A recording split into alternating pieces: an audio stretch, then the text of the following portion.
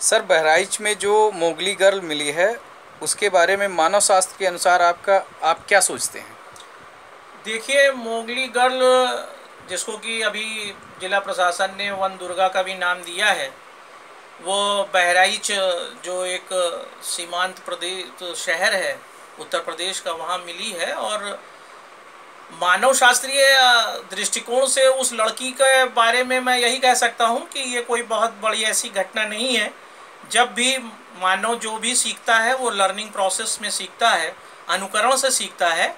कभी कभी ऐसा होता है कि बच्चे पैदा होने के बाद ही जानवर के बीच में पड़ जाते हैं, ऐसी और भी बहुत सी घटनाएं हैं, और फिर वो जानवरों की ही बातों को सीख कर उसी की तरह आचरण करने लगते हैं, जिसके कारण से ऐसा प्रतीत होता है कि मानव रूप में वो जानवर हैं, जबकि ऐसा होता नहीं है। एक सामाजिकरण की जो प्रक्रिया है, सिर्फ उससे वंचित होने के कारण वो इस तरह के हो जाते हैं, और यही छोटा सा कारण है जिसके कारण जो लड़की मिली है उसे हम मोगली गर्ल कह रहे हैं। जी, बहुत अच्छे सर। लड़की बंदरों जैसा व्यवहार क्यों कर रही है सर आखिर? देखिए, इसमें बंदर का व्यवहार सिर्फ वो इसलिए कर रही है क्योंकि वो बंदरों के बीच पाई गई है। जब पहली बार इस घटना का पता चला तो देखा गया कि बंदरों के समूह के साथ एक लड़की जा रही है, तो सर्वप्रथम यही समझा गया कि शायद बंदरों ने उस लड़की को घेर रखा है, और जब उसको छुड़ाने के लिए वहाँ पर जो उपस्थित पुलिस और लोग थे वो गए, तो वहाँ पर पाया कि लड़की उन्हीं के साथ उन्हीं की तरह आचरण कर रही है। और पहली बार ये एहसास हुआ कि ये लड़की शायद काफ़ी समय से उन बंदरों के साथ है, जिसके कारण वो बंदरों जैसा रह रही है। और आपको एक बहुत छोटी सी बात बताऊं कि ऐसे बहुत से प्रकरण पाए गए हैं जिसमें बच्चे भेड़ियों के साथ रहे हैं, शेरनी के साथ रहे हैं। तो जो बच्चा है जब वो पैदा होता है तो उसके शरीर में कुछ ऐसे केमिकल्स होते हैं जिसके कारण जानवर और किसी भी प्राणी का बच्चा हो वो विभेद नहीं कर पाते, तो जिस भी जानवर के साथ वो रह गए उसी जानवर का आचरण करने लगते हैं। शायद यही कारण है कि वो बंदरों जैसा व्यवहार कर रही है। बहुत बहुत धन्यवाद सर। और अगला क्वेश्चन हमारा आपसे ये है कि इस लड़की का जीवन आखिर आगे कैसा होगा सर?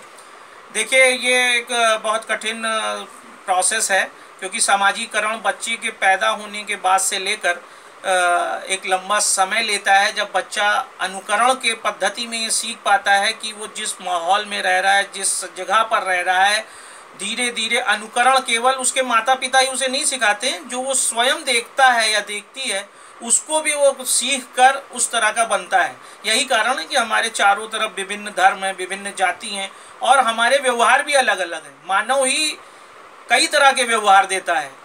कुछ बातें ऐसी हैं जो सामान्य तरीके से रंग खेलना है तो हमारे यहाँ रंग हमारे घर में हो सकता है दूसरे तरह से खेला जाता हो, आपके यहाँ दूसरे तरह से खेला जाता हो। शादी है, हमारे यहाँ विवाह दूसरे तरह से होता हो, आपके यहाँ दूसरे तरह से होता हो।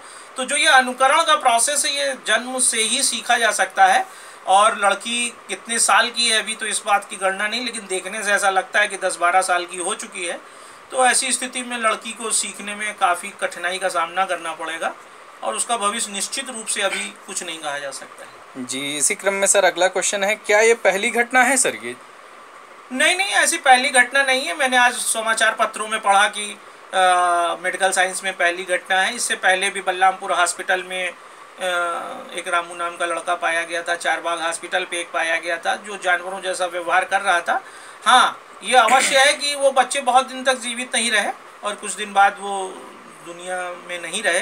तो ये दूसरी या चौथी घटना करीब है, तो इसको ये नहीं कहा जा सकता है कि ये पहली घटना है। जी सर, बहुत बहुत धन्यवाद। और आप इस लड़की को समाज के योग्य कैसे पाते हैं?